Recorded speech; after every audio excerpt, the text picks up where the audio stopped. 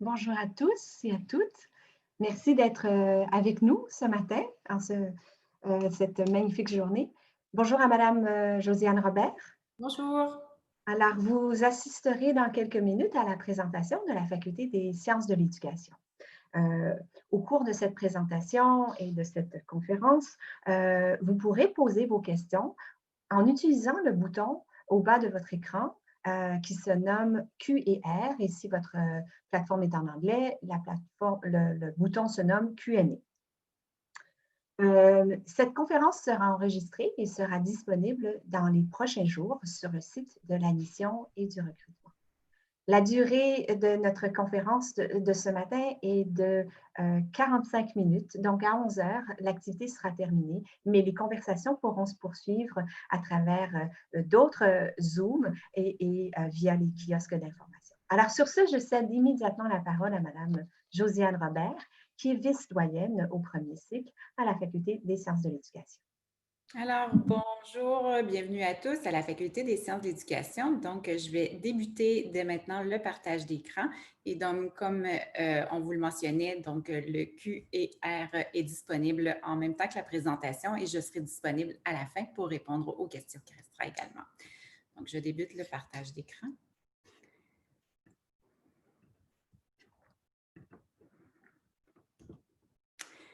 Donc, qu'est-ce qu'on a à la Faculté des sciences de l'éducation à vous offrir? En fait, c'est la présentation d'aujourd'hui. Donc, étudier en enseignement à la faculté ou être étudiant en enseignement ou être un enseignant en formation. En fait, il faut comprendre qu'à la faculté, dès votre admission, vous êtes considéré comme un enseignant en formation. Donc, qu'est-ce qu'on peut vous offrir? En fait, pour faciliter la présentation de ce matin, je vous offre plutôt un vrai ou faux ou étudier en enseignement ou encore quelles sont les fausses croyances ou bien plutôt la réalité de la Faculté des sciences de l'éducation parce qu'au cours des derniers mois, mais des dernières années, l'éducation fait souvent manchette dans les médias. Donc, voici ce qu'il y en est réellement à l'intérieur de nos murs à la faculté. Donc, première question, n'importe qui peut enseigner. En fait, c'est une légende urbaine bien connue. Il suffit d'aimer les enfants. Et je vous dirais que c'est probablement une fausse croyance parce que c'est faux. En fait, on reçoit plus de 3000, près de 4000 demandes d'admission chez nous et on fait chaque année, bon an, mal an, environ 1600 entre 1500 et 1600 offres d'admission. Et de ce nombre, 831 étudiants, nouveaux étudiants et étudiantes ont été admis à l'automne 2021, soit 21% des offres ou des demandes d'admission qu'on a eues. Alors, c'est faux. Il ne suffit pas seulement d'aimer les enfants pour commencer ou pour entamer un baccalauréat en enseignement, mais bien être admis également. Deuxième question qu'on nous pose souvent ou deuxième des informations qu'on reçoit régulièrement, c'est enseigner, c'est souvent un deuxième choix. Un deuxième choix, c'est un choix par dépit parce qu'on n'a pas été admise dans une faculté de médecine ou dans une autre faculté, on va choisir l'enseignement par dépit. Eh bien, sachez que chez nous, 89%, je m'excuse, de nos nouveaux étudiants admis avaient comme premier choix le programme dans lequel ils sont admis. Donc, oui, il faut aimer les enfants et il faut vouloir entrer dans un bac en enseignement ou souhaiter devenir enseignant plus tard. Et ça se fait pour un premier choix. Alors, on a des étudiants motivés qui veulent apprendre à devenir enseignants. Et donc, un deuxième choix, c'est faux. Prochaine chose qu'on entend souvent dans les médias ou dans la population en général, c'est de mentionner qu'enseigner, c'est une vocation. Je vous dirais peut-être qu'actuellement, on pourrait le croire encore, mais une vocation, c'était beaucoup dans les années anciennes où on mentionnait dans la première petite encadrée que les obligations d'une enseignante dans les années 1900 étaient de ne pas se marier pendant la durée de son contrat, ne devait pas être vue en compagnie d'hommes, devait être disponible chez nous entre 8 heures du soir ou 6 heures le matin, ne devait pas voyager à l'extérieur des limites de la ville, ne devait pas se promener en voiture avec quelqu'un qui n'était pas son père ou son frère, et donc ne devait pas fumer, ne devait pas porter de couleur vive ou ne devait pas se teindre les cheveux. Je vous dirais qu'à ce moment, je pense que c'était bel et bien une vocation. Cependant, depuis les 25 ou même 30 dernières années, l'éducation ou la science de l'éducation a évolué. Depuis 2001, il y a un nouveau programme de formation de l'École québécoise où on doit développer chez nos élèves tant du primaire que du secondaire différentes compétences, tant en lecture, en mathématiques qu'en univers social ou dans d'autres matières, et ce, à l'intérieur de compétences, de domaines d'apprentissage variés. Et donc, il faut aussi instruire, ou l'éducation, je m'excuse, a quand même une responsabilité sociale, et comme enseignants, nous avons une responsabilité sociale qui est d'instruire, de socialiser et d'éduquer la société de demain. Donc, c'est une grande responsabilité par laquelle on s'est muni d'outils, mais également de recherches sur lesquelles on peut s'appuyer pour avoir des pratiques exemplaires ou des bonnes pratiques en éducation ou en enseignement. Et donc, je vous dirais qu'enseigner, c'est davantage maintenant une profession et pour laquelle bien, on forme la population de demain.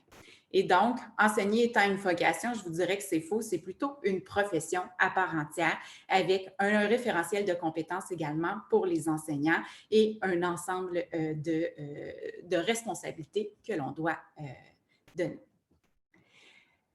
Une autre grande question en lien avec l'éducation étant que les futurs enseignants ne savent pas écrire. On en mentionne souvent dans les journaux ou dans les médias de parler des lacunes en français des futurs enseignants, des échecs massifs pour les futurs enseignants à l'examen de français. Effectivement, tous les étudiants ou tous les étudiants en enseignement doivent réussir avant d'obtenir leur brevet d'enseignement le fameux TECFE, qui est un test de français, un test certificatif de français écrit. Ce test-là, comment ça se passe ou comment on amène nos étudiants à réussir à la faculté, voici ce qu'on fait.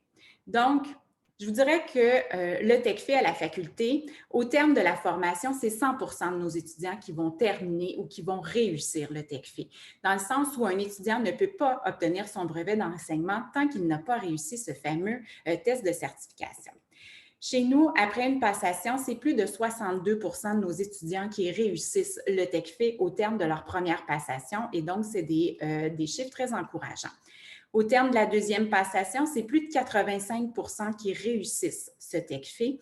Et donc, je vous dirais que c'est faux de croire que les futurs enseignants ne savent pas écrire. En fait, à la Faculté des sciences de l'éducation, au fil des années, on a développé différents outils pour vous soutenir dans la réussite de cet examen-là.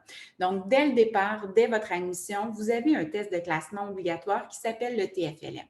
Le TFLM vous permettra de vous classer en fonction de vos compétences en français écrit. Et donc, ce test vous permettra de vous diriger vers un ou deux cours de mise à niveau, soit le premier, le fameux 1009, donc le cycle de cours qu'on utilise à la Faculté des sciences d'éducation, qui vous permettra de vous mettre à niveau ou de mettre vos connaissances à jour en lien avec le français écrit. Par la suite, vous aurez un cours de français obligatoire qui est le fameux DIT 10-10. C'est un cours qui a été développé pour permettre aux étudiants également de développer leurs compétences à l'écrit, mais qui les soutiennent dans la réussite du fameux TECFE.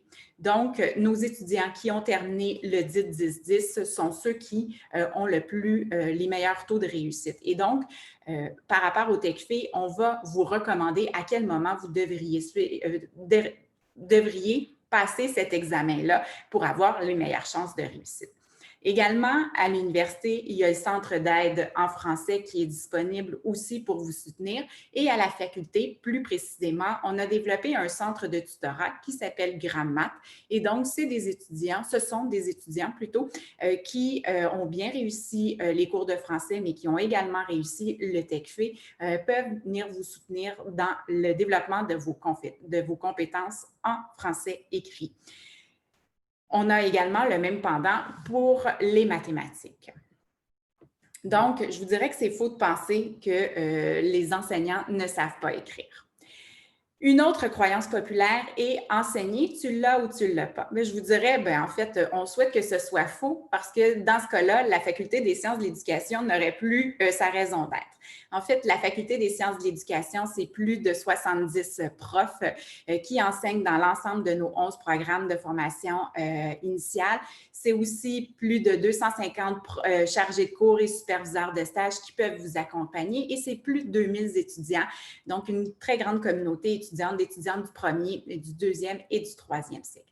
Donc, l'enseigner, tu l'as ou tu ne l'as pas, en fait, c'est faux parce que vous devrez passer à travers un programme de formation de 4 ans, 120 crédits. Et donc, à l'intérieur de celui-ci, on va vous amener à développer vos 12 compétences professionnelles. Sachez que ces fameuses 12 compétences professionnelles sont en cours dans tous les programmes de formation, mais iront aussi, vous suivront dans votre développement professionnel par la suite parce que ce sont les 12 compétences attendues d'un enseignant au Québec. Comme je vous le mentionnais, enseigner, c'est une formation, mais avec plusieurs possibilités. Donc, c'est ce que vous aurez à faire si vous vous intéressez à un des 11 programmes de la faculté. Pour vous faire un inventaire de ceux-ci, nous avons un baccalauréat en éducation préscolaire et en enseignement primaire qui est offert tant au campus de Montréal qu'au campus de Laval. C'est la même chose pour le baccalauréat en enseignement en adaptation scolaire. À la nuance du préscolaire primaire où vous aurez à enseigner dans ces deux ordres d'enseignement, pour le bac en adaptation scolaire qui est offert également au campus de Montréal et au campus de Laval, le bac en adaptation scolaire, la particularité qu'il a, c'est qu'au terme de votre deuxième année, vous aurez à choisir entre l'ordre primaire ou l'ordre secondaire pour poursuivre votre formation. Nous offrons également le bac en enseignement de l'éducation physique et à la santé en collaboration avec l'EXAP, l'École de kinésiologie, offert sous l'égide de la faculté de médecine, ainsi que plusieurs cours pratiques sont offerts au CEPSUM, donc notre centre sportif. Nous avons le bac en enseignement du français langue seconde, donc c'est vraiment pour les élèves issus de l'immigration récente ou dont la langue maternelle n'est pas le français. Et donc, donc pour les gens qui vont faire de la francisation, mais également donner des cours de français langue seconde dans des commissions scolaires anglophones, par exemple. Ce baccalauréat offre aussi la possibilité de choisir l'orientation primaire ou secondaire au terme de la troisième année et donc pour la quatrième année. Ainsi, ceux qui s'intéressent, par exemple, à l'éducation aux adultes ou les centres de francisation pour les adultes pourront choisir l'orientation secondaire. À cet égard, si vous croyez que le français langue seconde ne nécessite pas de connaissances ou de compétences en lien avec les notions mathématiques, détrompez-vous. Ce programme est offert aussi, un étudiant doit également maîtriser l'ensemble des compétences, mais ou des domaines de formation de l'École québécoise, dont les mathématiques.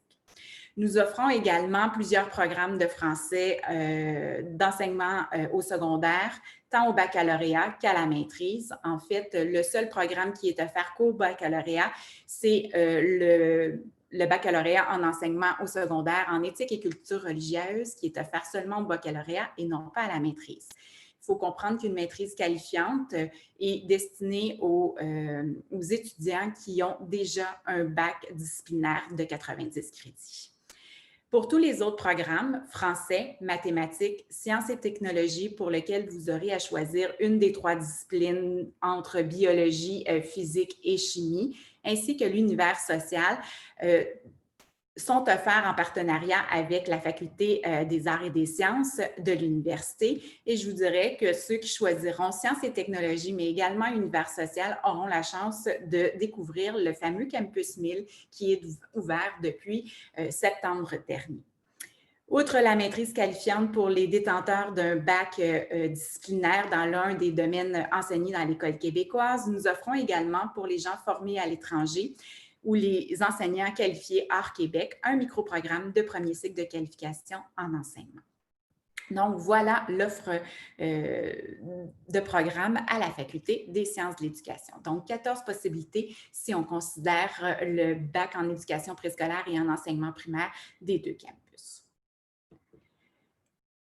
Enseigner que de la théorie, on l'entend souvent, notamment à l'Université de Montréal, mais je vous dirais également que c'est faux. En fait, à la faculté, on vous offre beaucoup de formations pratiques, c'est-à-dire un stage par année. Donc, pour tous nos baccalauréats, vous aurez dès la première année à vivre un stage dans le milieu scolaire québécois.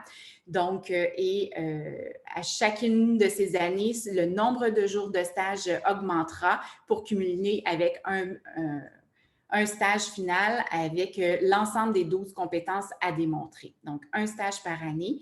Aussi des tâches concrètes dans le cadre d'activités d'intégration où on vous demandera de réaliser des tâches qui seront attendues de vous lorsque vous serez enseignant. Donc, planification, élaborer des plans d'intervention, mettre en œuvre des plans d'intervention, ce sont des choses qu'on vous demandera dans le cadre de ces activités d'intégration.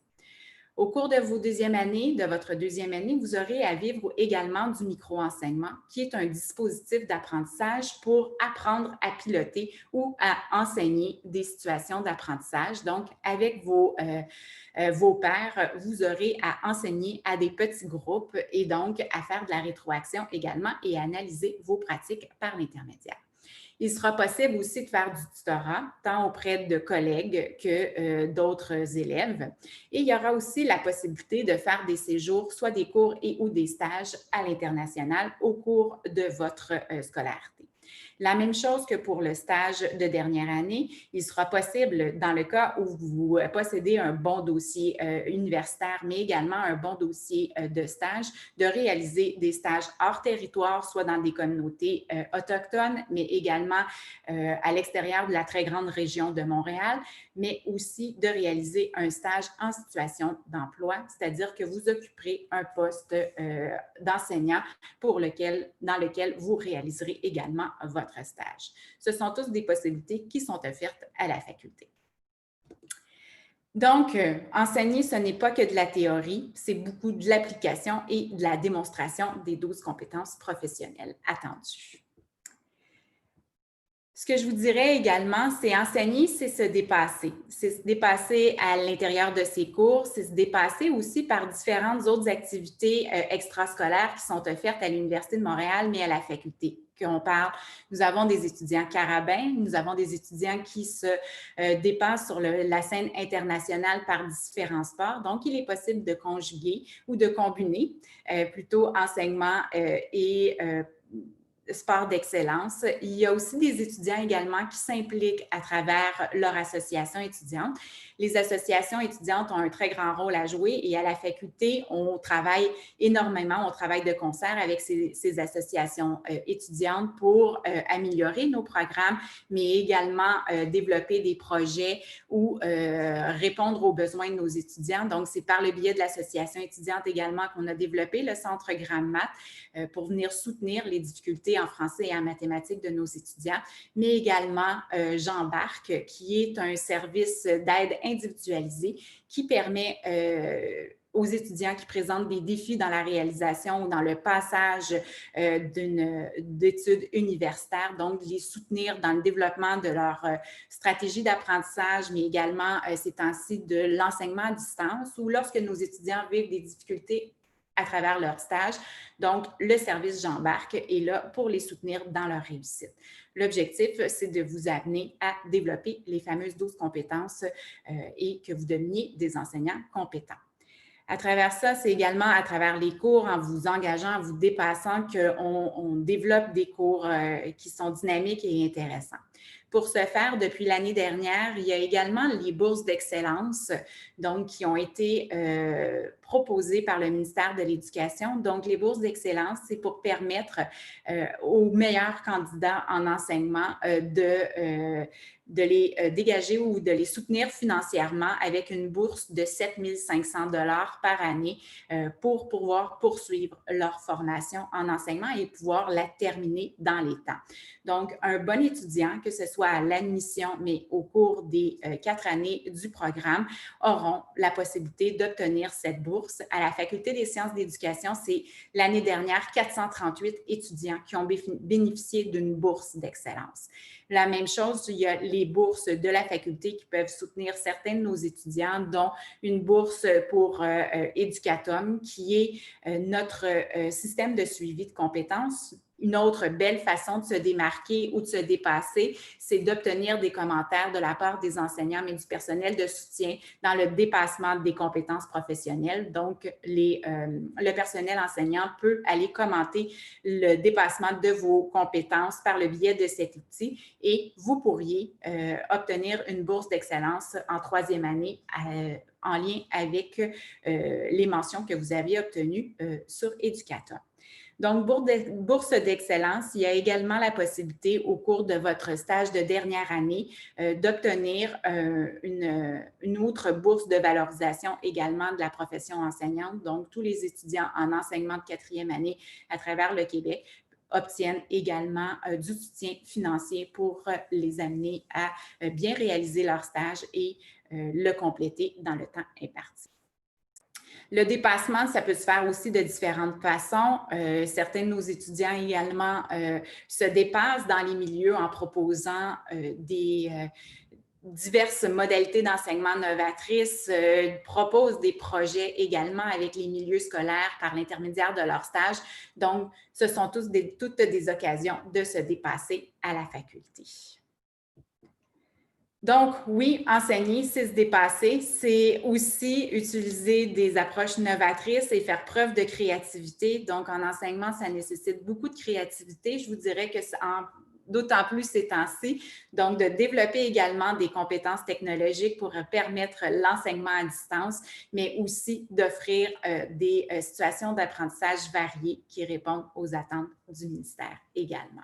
Donc, une bonne dose de créativité pour pouvoir former cette nouvelle relève qui est les élèves du Québec.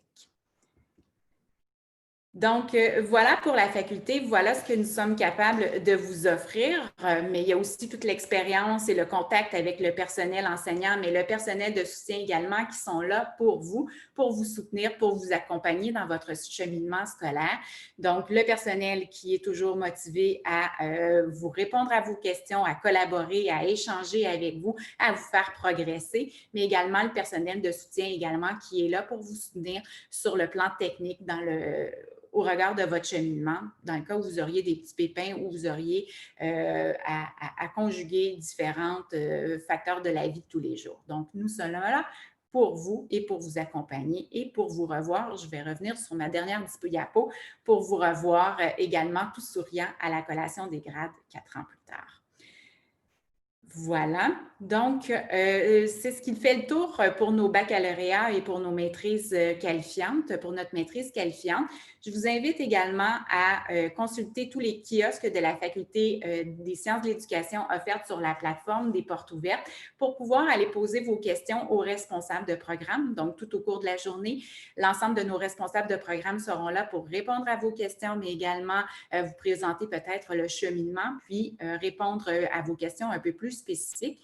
Il y a également des étudiants qui seront disponibles, qui pourront vous parler de la réalité de la Faculté des sciences de l'éducation de l'Université de Montréal, qu'est-ce qui se fait, comment ça se passe, où on peut aller, qu'est-ce qu'on peut faire.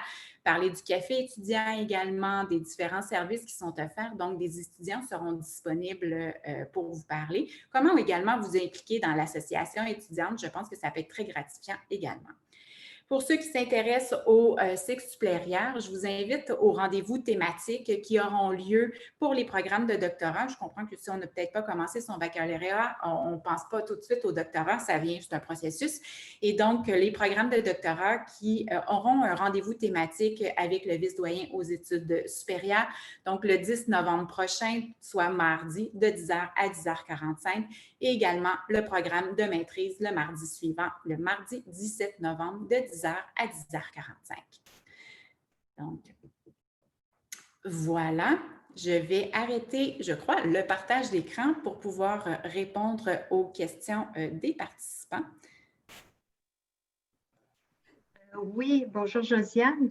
Alors, j'ai des questions. On pose comme question est-il possible d'aller enseigner au primaire et préscolaire avec un bac d'enseignement au secondaire en français? En fait, en contexte normal et non de pénurie d'enseignants, je vous dirais que non. Chacun des brevets mène à un enseignement dans la discipline qui est annoncée. parce que nos baccalauréats forment nos étudiants à des domaines d'apprentissage, mais également des connaissances qui sont prévues aux ordres d'enseignement spécifiés. Dans le cas où un enseignant aurait un bac, un brevet d'enseignement au secondaire, par exemple, et qui souhaiterait changer d'ordre d'enseignement, habituellement, ce que les commissions scolaires, une fois la permanence acquise, les commissions scolaires permettent des changements de champ, ce qui s'appelle changement de champ, et donc on demande de refaire une formation entre 15 et 30 crédits pour pouvoir changer d'ordre d'enseignement et pouvoir enseigner au préscolaire et primaire. Parfait, merci. J'ai une autre question concernant la maîtrise en éducation préscolaire et enseignement primaire. Quelqu'un nous demande si cette maîtrise va être ouverte à l'hiver 2021. La maîtrise en enseignement préscolaire primaire telle qu'annoncée sur notre site, je sais qu'elle est très attendue. Nous l'attendons également impatiemment, donc est en cours d'accréditation auprès du ministère. Donc, nous, ce que nous souhaitons, c'est de l'offrir officiellement, donc ouvrir les admissions pour septembre 2021, mais pas pour l'hiver, malheureusement. Parfait. Donc, nous avons une autre question, la même chose sur l'enseignement au secondaire, si on peut changer de champ. Donc, par exemple, entre l'enseignement au secondaire en maths, puis de vouloir changer en français. Oui, c'est ça. Alors, c'est le même principe. Donc, une fois la permanence acquise, en fait, je vous dirais que c'est toujours validé avec le centre de services scolaires et non plus la commission scolaire. Je m'excuse, j'utilise encore les anciennes appellations. Donc, de valider auprès de son centre de services. Et donc, une fois la permanence acquise, il y a la possibilité de faire une demande de changement de champ, mais toujours par l'intermédiaire entre 15 et 30 crédits. Parfait. Toujours concernant la maîtrise en enseignement préscolaire, il y a quelqu'un qui me demande si il a une licence de droit. Peut-il intégrer ce programme? Je ne connais pas, nous n'avons pas encore les exigences attendues au regard des critères d'admission, mais je vous dirais que minimalement un baccalauréat, donc l'équivalent d'un baccalauréat québécois sera nécessaire pour pouvoir intégrer ou souhaiter être admis dans ce programme. Je n'ai toujours pas non plus la moyenne minimale pour intégrer ce programme, mais je vous dirais qu'une moyenne minimale de 3 pour l'équivalent d'un programme québécois sera attendue. Donc, je ne suis pas certaine d'une licence, peut-être que Mme Picard pourra nous renseigner là, si la licence est l'équivalent d'un bac un bac. Oui, je vois un signe de tête, oui. Donc, oui. Encore là, le bac d'origine, tout comme la maîtrise qualifiante, on n'est pas encore, nous attendons des réponses à savoir est-ce que ce sera un bac disciplinaire dans certaines disciplines enseignées au primaire ou ce sera n'importe quel bac. Donc, on est toujours en attente de ces confirmations de la part du ministère. D'accord, j'ai une autre question. Je ne sais pas combien de temps il nous reste pour recevoir des questions. Je vois qu'il est 10h44. Donc, on me demande si c'est recommandé de faire des suppléances durant ses études ou c'est préférable de finir le baccalauréat avant de s'embarquer dans de la suppléance. Je vous dirais que, en fait, les centres de services scolaires permettent la suppléance. Je dis bien, les centres de services scolaires permettent la suppléance dès la fin de la première année. Je ne peux pas vous dire si oui ou non, c'est propre à chacun en fonction de ses capacités ou de son intérêt à faire de la suppléance. Oui, pour certains, c'est une belle façon d'acquérir de l'expérience, mais aussi de faire beaucoup de liens théorie-pratique, alors que pour d'autres, c'est beaucoup déjà être un étudiant. Il faut comprendre que pour un bac de 120 crédits sur 4 ans, c'est des sessions souvent de plus de 15 crédits. Donc, tout dépendant également de votre capacité à réussir vos études universitaires. J'ose espérer que ce sera votre priorité lorsque vous ferez ces 4 années, mais il y a toujours des possibilités, peut-être en mai ou juin également, où les sessions d'automne et d'hiver sont terminées, de faire de la suppléance, mais c'est propre à chacun. D'accord. Merci. Donc, on a une question, une personne qui s'est inscrite au baccalauréat en éducation préscolaire primaire au campus de Montréal et Laval. Et elle dit qu'elle voulait transmettre ses lettres de recommandation d'enseignants et d'employeurs.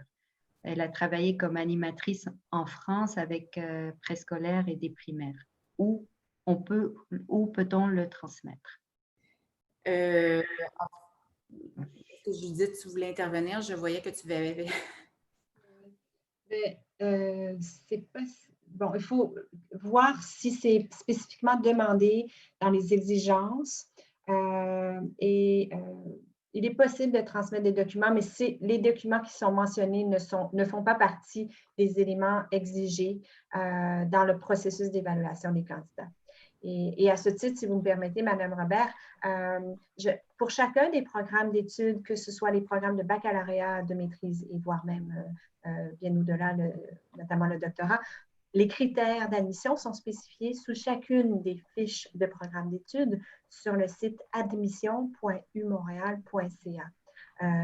Et donc, à ce titre, c'est le site pour connaître à la fois les exigences et les documents à fournir. Donc oui, et pour les baccalauréats, il n'y a pas de lettres de recommandation qui sont exigées pour être admis. C'est une base sur l'admission du cycle inférieur, je ne sais pas comment dire, ou de la moyenne. Mm-hmm. Oui. Je pense que Zéna a dû nous quitter pour aller notamment aux séances d'information en direct qui se poursuivent dans les kiosques. Mais Madame Robert, on peut quand même rester quelques minutes ensemble, si vous le permettez. Il nous reste une dizaine de minutes parce que cette conférence se termine à 11 heures. Donc, vous avez beaucoup de questions. C'est ce que je vois sur le QR, donc je vais prendre connaissance. Mais peut-être, Madame Picard, est-ce que vous aviez, je ne sais pas où Zéna était rendue? Oui, c'est ça. On a passé à travers un bon nombre de questions. De manière générale, si je résume un tout petit peu les questions, nous avons quand même un bon nombre de questions de personnes formées hors du Québec, notamment en Ontario et dans d'autres provinces canadiennes. Ces personnes se demandent s'il est possible, de manière générale, bien entendu, on ne peut pas faire une évaluation en direct aujourd'hui de chacun des candidats, mais de façon générale, une formation obtenue dans une autre province canadienne de niveau baccalauréat permet-il l'accès au niveau de la maîtrise à la faculté? Oui, si c'est l'équivalent d'un baccalauréat, oui, mais il faut faire attention à la moyenne minimale également exigée. Je sais pour les cycles supérieurs, mais la maîtrise qualifiante au secondaire, c'est une moyenne de 3 qui est exigée à l'admission. Je vous dirais qu'on tend vers la même chose pour la future maîtrise qualifiante au primaire. Donc, une moyenne minimale de 3. D'ailleurs, vous avez un kiosque Oui. en ce moment spécifiquement sur les programmes, bien sûr, tous les programmes de baccalauréat et un kiosque sur les programmes de cycle supérieur et sur les programmes aussi qui sont accessibles depuis peu pour des personnes notamment qui n'auraient pas un baccalauréat spécifiquement dans le domaine de l'enseignement, mais qui veulent accéder à la profession. Exactement. Donc, moi-même et 2 de mes autres collègues seront disponibles pour répondre à l'ensemble de vos questions par rapport à ça, oui. Et si je peux me permettre une précision, quand vous allez sur la plateforme des kiosques d'information, pour retrouver tous les kiosques dont on vient de vous parler, de la Faculté de sciences de l'éducation, il faut aller dans le menu de gauche en haut et cliquer sur sciences sociales. Et ensuite s'ouvrent plusieurs programmes d'études, notamment tous les programmes de la Faculté des sciences de l'éducation. Exactement. Donc, je vois une dernière, peut-être une question en disant que quelqu'un voudrait se réorienter sa carrière vers l'enseignement secondaire en sciences de gestion. En fait, les sciences de gestion n'existent pas à l'enseignement secondaire. Peut-être est-ce pour le collégial ou l'équivalent du collégial ou de l'universitaire au Québec. En fait, pour les programmes, pour enseigner au postsecondaire, la faculté offre un micro-programme d'enseignement postsecondaire. Il faut comprendre qu'il n'existe pas de brevet d'enseignement pour ces ordres d'enseignement, donc pour tout ce qui est postsecondaire. Mais on pourra vous renseigner sur le micro-programme, donc pour développer vos compétences à l'enseignement, à ces ordres d'enseignement. Donc, voilà. On nous pose des questions également sur les stages. Oui. Donc, offrez-vous des stages dans le programme d'enseignement univers social? On nous demande également si les stages sont rémunérés en adaptation scolaire et sociale, de même pour le préscolaire primaire. Oui, bien en fait, tous nos programmes, on offre des stages à chacune des 4 années pour l'ensemble des programmes. Donc, si vous êtes en enseignement primaire et préscolaire, vous aurez à réaliser des stages à tous les niveaux du primaire, incluant le préscolaire. Donc, à la deuxième année, vous vivrez un stage au préscolaire et dans les années 1, 3 et 4, vous vivrez un stage à différents pas ordres, mais à différents niveaux, soit le premier, deuxième ou troisième cycle. Pour l'adaptation scolaire, c'est la même chose. Vous aurez à vivre des stages auprès de populations dites appelées HDA, handicapés ou élèves présentant des difficultés d'adaptation ou d'apprentissage.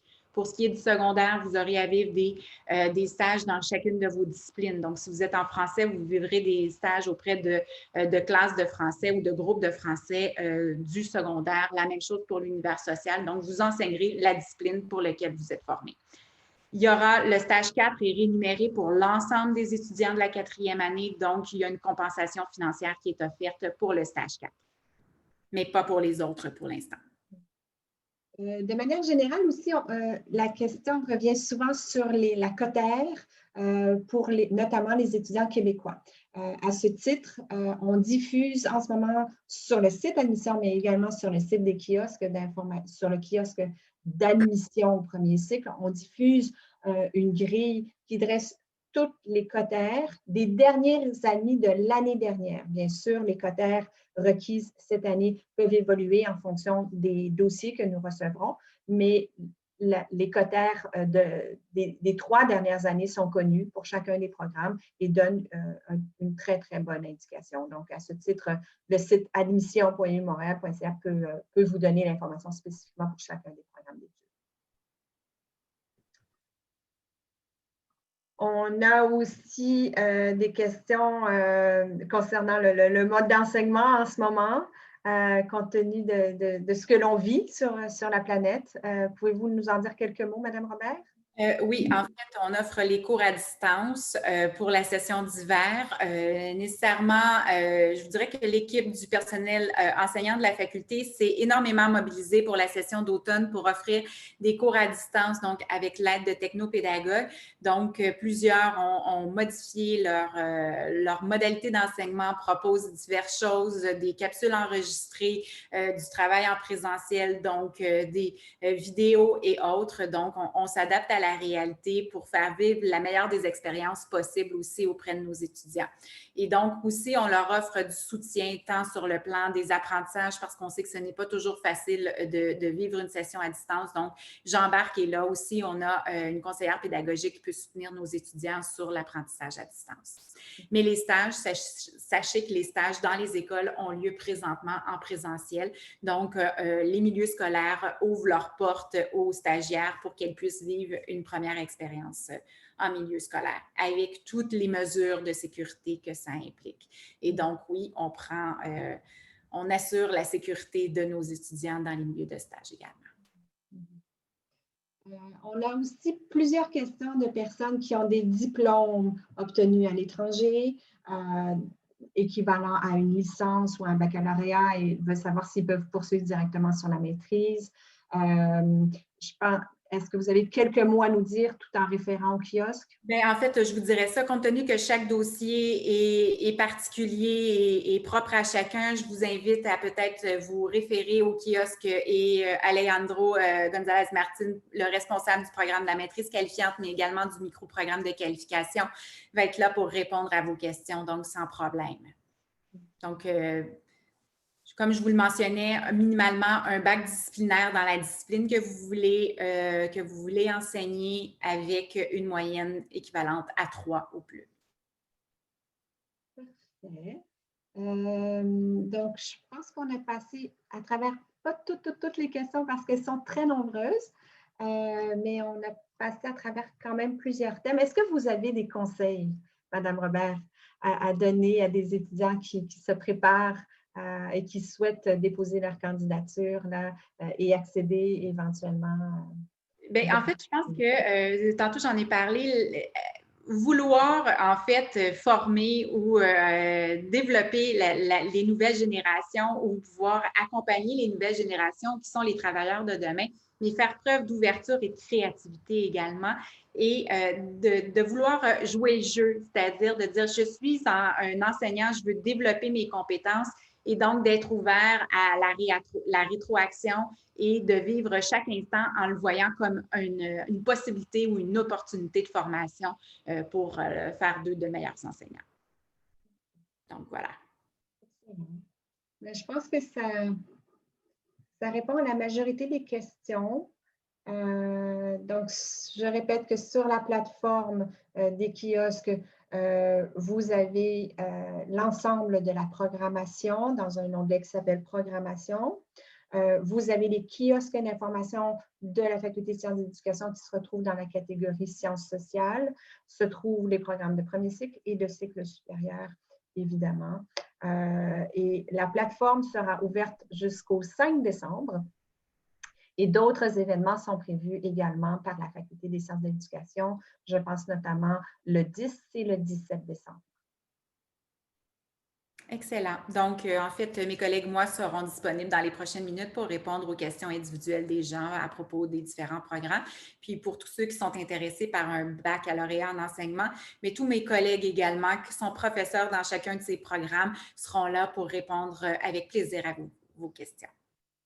Parfait. Merci beaucoup, Mme Robert. Merci à vous. Bonne fin de journée. Bonne merci à tous et à toutes à la maison.